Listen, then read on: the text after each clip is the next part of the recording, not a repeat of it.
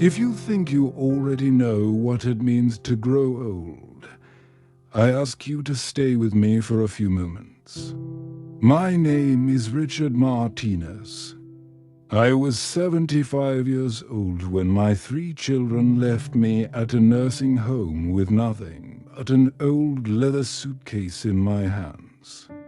That suitcase had accompanied me across continents, through storms, and in hotel rooms where the walls were thinner than sleep. To my children, it looked like a worthless relic, something that should have been discarded decades ago, along with so many other things they considered obsolete in my life. But inside it was something that would break their hearts, completely rewrite the image they had of me, and bring our family back together. On that grey October day, the sign read Sunset Manor. The sun seemed to mock me, reflecting off the letters as if they had been freshly polished, creating a cruel contrast between the artificial shine and the shadow settling in my chest.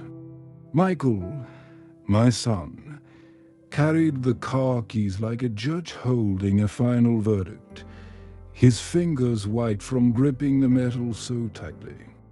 Sarah, my eldest daughter, maintained the determined stride she always had when entering meetings with her meticulously organized clipboard of plans. And Lisa, the youngest, who once cried in my arms over scraped knees, stayed behind us, her eyes fixed on her phone screen, her thumbs moving in a frantic rhythm that belonged to another world. A world where I no longer had access, where my stories were too long and my memories irrelevant. The place smelled of disinfectant mixed with overcooked vegetable soup. A painting of rolling hills tried to convince the eyes that this wasn't an institutional corridor, but a meadow where life bloomed freely. I smiled at the receptionist with the kind of smile I used with construction foremen when I needed them to approve more cement. Gentle, easy, almost apologetic. That's what happens when you're called a burden. You start training yourself to weigh less in every possible way, to take up less space, make less noise, exist with less intensity. I spent 47 years as a construction worker. My hands built schools where my children learned to read, hospitals where they were treated when they broke bones in childhood adventures, and entire neighborhoods where families grew and prospered. Each brick laid carried the weight of a dream, not just mine, but of hundreds of people who would one day call those structures home, refuge, hope. I never missed a parent-teacher conference, even when my boots were still covered in cement, dust, and my body screamed for a rest after 16-hour shifts. Mia, my wife, used to joke that I gave everything I had to others, but always came home with enough love left for her and the children. Richard, she would say, running her hand across my rough face, you build the world during the day and rebuild our family at night. When she passed, after 43 years of marriage, the house we had built together, every shelf, every window positioned to capture the morning light she loved, became too vast. The echoes of her absence ricocheted through empty rooms. And though I tried to keep everything, she left it. Small memory slips began to seep in like water through invisible cracks. A kettle forgotten on the stove that almost set the kitchen on fire. Keys lost that would appear in the refrigerator. Mornings standing in the kitchen, uncertain if I had already eaten breakfast or if it was dinner time. It was on one of those confused mornings that Sarah found me. I was standing in front of the cold stove, holding an empty pan, talking to Maria as if she were there, making her famous cinnamon coffee. Sarah's face went through a sequence of emotions: surprise, fear, and finally that cold determination she inherited from me, but now used against me. That same week, my 3 children held a family meeting. They sat round the dining table I built with my own hands from Maria's first Christmas as a mother. They spoke of safety, care, structure, and responsibilities. Michael mentioned the costs of caregivers. Sarah presented charts about statistics of home accidents in the elderly. Lisa barely looked up from her phone, agreeing with everything her older sibling said. I tried to argue that all I needed was someone to come by a few hours a day, to remind me about the kettle, share a meal, maybe play cards. But Sarah silenced me with words that cut deeper than any injury I'd ever had on the construction site. Dad, you're becoming a burden. We have our own families now.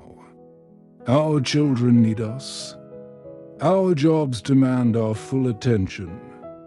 We can't keep running here every time you forget something. If you've ever been deemed unnecessary by the people you gave everything to, you know how those words echo long after they're spoken. How they transform into nighttime whispers that question every sacrifice you ever made. The first weeks at Sunset Manor nearly broke me completely.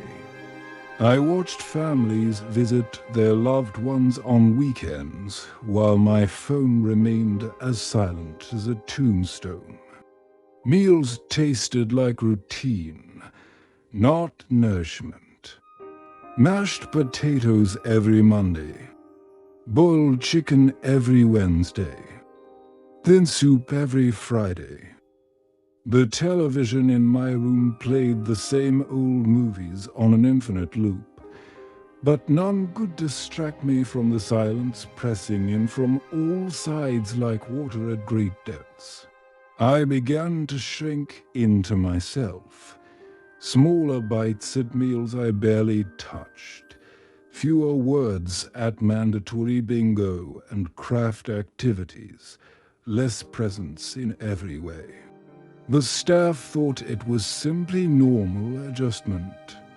The truth was I was quietly dying of abandonment, each day a small funeral for the man I used to be.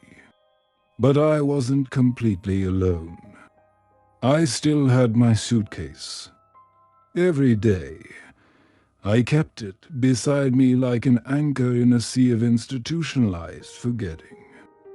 The nurses sometimes smiled at it the way people smile at a child clutching a worn toy. But they didn't know what lived inside that weathered leather. 3 months later, my health had declined drastically. I had lost 15 kilos. Some days I could barely get out of bed. That's when Dr. Emily Chen, a young physician with eyes that truly saw beyond symptoms, noticed the way I clung to that suitcase during her examinations. "Mr.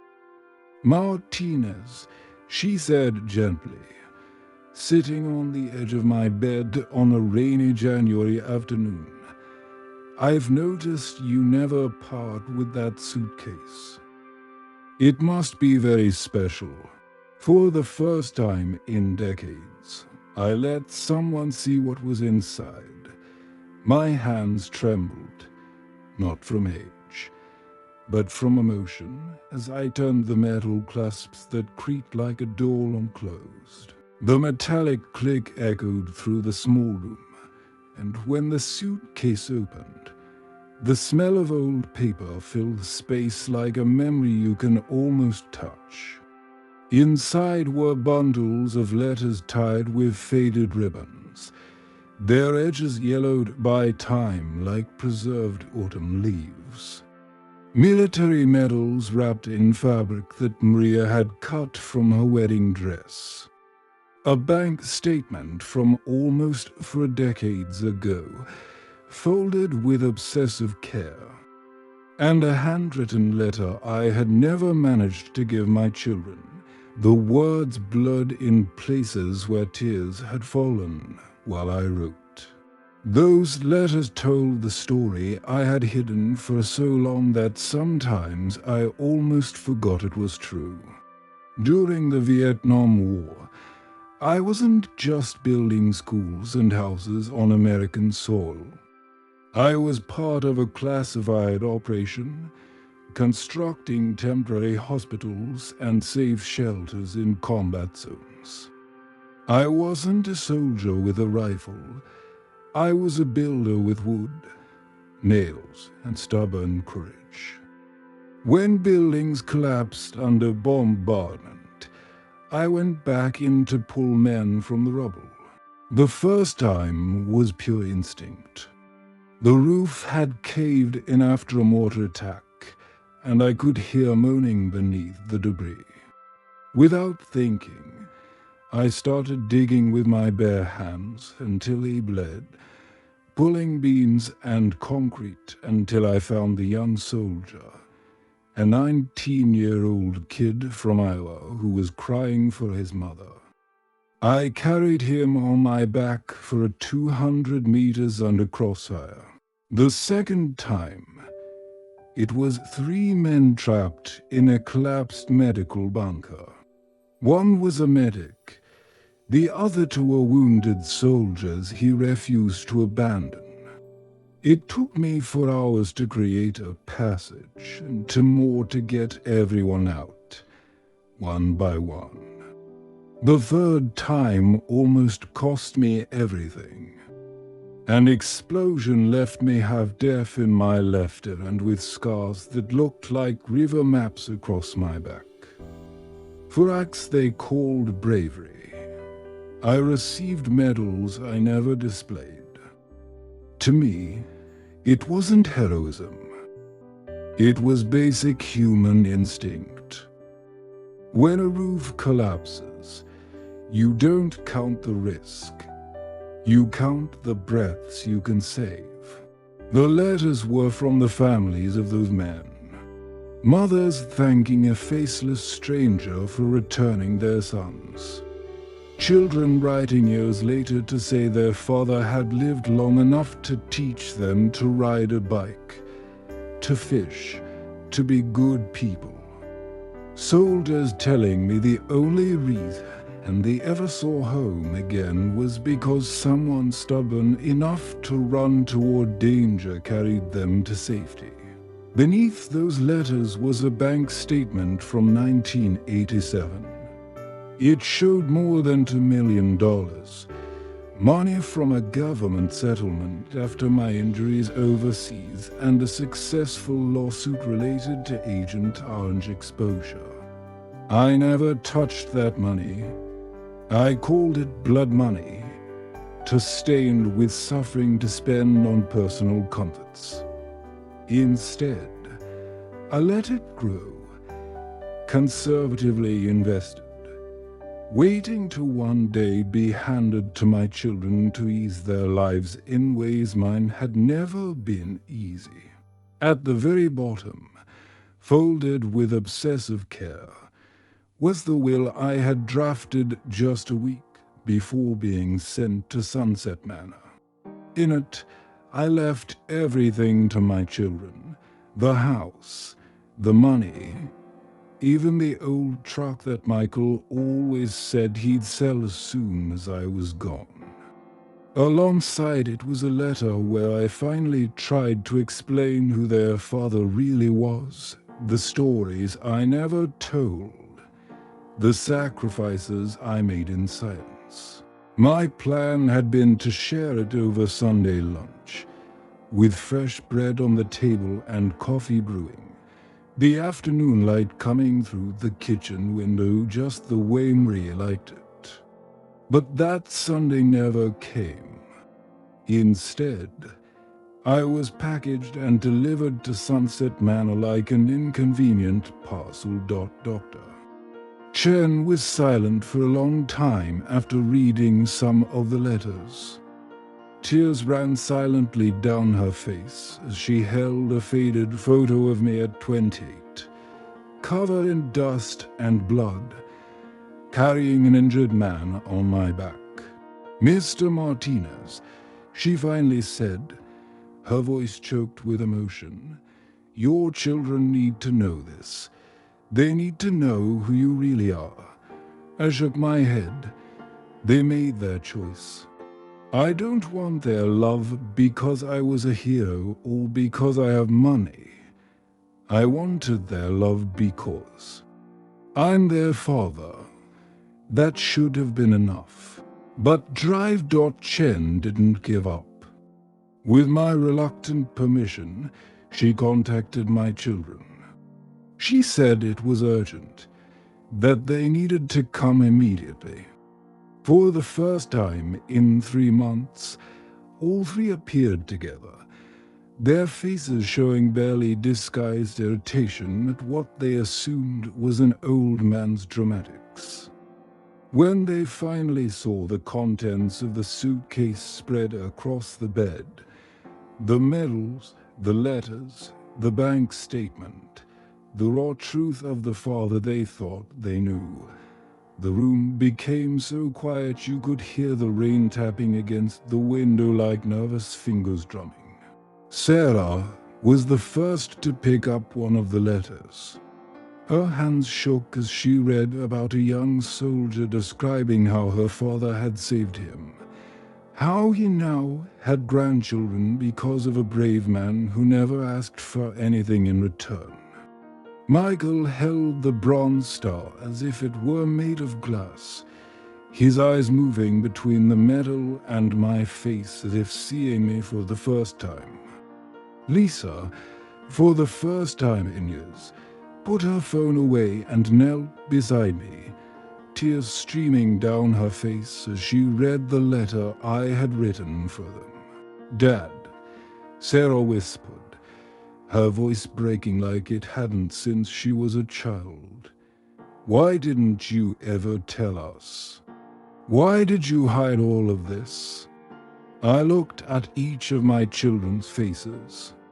Faces I had watched grow from curious babies to complicated adults, and told the truth I had kept for so long, because I never needed you to love me for being a hero or for having money. I needed you to love me because I'm your father. That should have been enough. My love was never a burden. It was a gift. A gift you returned as if it were an unwanted obligation. The silence that followed was the kind that rearranges furniture inside you, that rebuilds foundations you thought were solid. Sarah cried first, great sobs that shook her entire body. Michael held the medals as if they were birds too fragile to release. Lisa, my baby who had grown up too fast, rested her head on my knee as she did when she was small and needed comfort after breaking something precious. "Dad," Michael finally said, his voice hoarse with contained emotion, "we were wrong. We were terribly wrong. Let us fix this. Please come home." And so, after 3 months at Sunset Manor, I went home. But this time, I returned not as a burden, but as the patriarch I had always been. We arranged proper care. A kind nurse named Rosa came every morning to help with medications and meals. She had the same warm smile as Maria and didn't treat me like a child, but like a man who had lived a full life. Sarah created a calendar of visits and medical appointments, ensuring I was never alone for too long.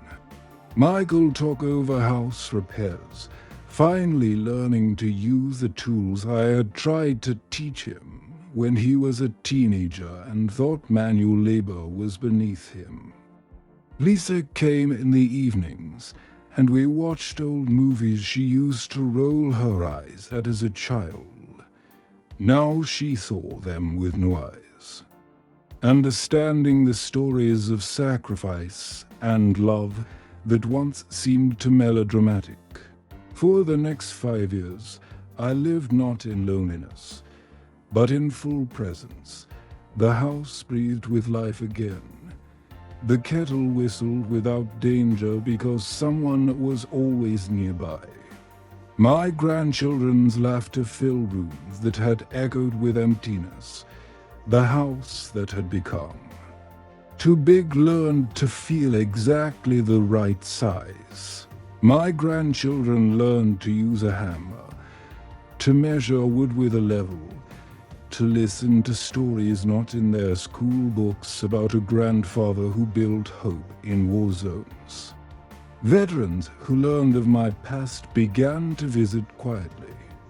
They didn't come to glorify war, but to share the weight and lightness of survival. We sat together in the backyard that Maria had loved, the sun spilling through the leaves of the old walnut tree, and said little. Sometimes silence says everything that needs to be said. Sarah began recording my stories, realizing there was an entire lifetime of experiences she had almost lost. Michael brought his children to learn about construction, about creating something with your own hands. Lisa, surprisingly, changed the most. She began visiting local nursing homes, talking with residents whose families had forgotten them, ensuring their stories were heard. When my time finally came, I left in peace in my sleep, with Maria's photo on the nightstand and my family nearby. I was 80 years old. The last words I said were to my children. Love is never a burden. Remember that. At my funeral, men I had pulled from rubble decades earlier, some in wheelchairs, others leaning on canes, stood to honor me. Not for the medals or the money, but because love and sacrifice have a way of echoing far beyond one life. My children finally understood that the man they had considered a burden had carried the weight of others his entire life, silently, without asking for recognition. Sarah spoke at the funeral about how they had almost lost not just a father, but an entire story of courage and love. Michael shared how he had learned to late, but not entirely too late, what it meant to be a son. Lisa read some of the letters from those I had saved, voices from the past thanking the man they never met personally, but who changed their lives forever. If you've heard this story this far, I ask something simple but urgent. Think of the elderly person in your life, father, mother, grandfather, grandmother, neighbor, uncle, and the one who tells the same stories, the one who moves a little slower, the one whose calls you've been putting off returning.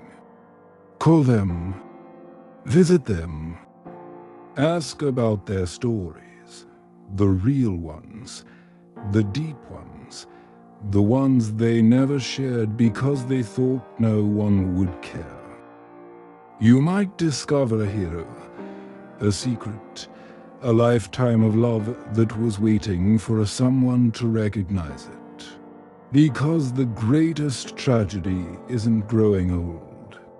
The greatest tragedy is being forgotten by the very people for whom you lived, for whom you sacrificed, for whom you built your entire world. So tonight, before it's too late, pick up the phone. Say I love you. Ask about the old suitcase in the closet, the box in the attic, the faded photos in the album no one opens anymore. Ask about the dreams they had, the fears they faced, the moments that defined them. Because you never know what's inside until it's too late. And believe me, from someone who almost took his secrets to the grave. The regret of not asking weighs more than any burden love could ever create. Love is never a burden. It's a gift. And the most precious gifts often come wrapped in the simplest paper, waiting patiently to be opened by hands that finally understand their value.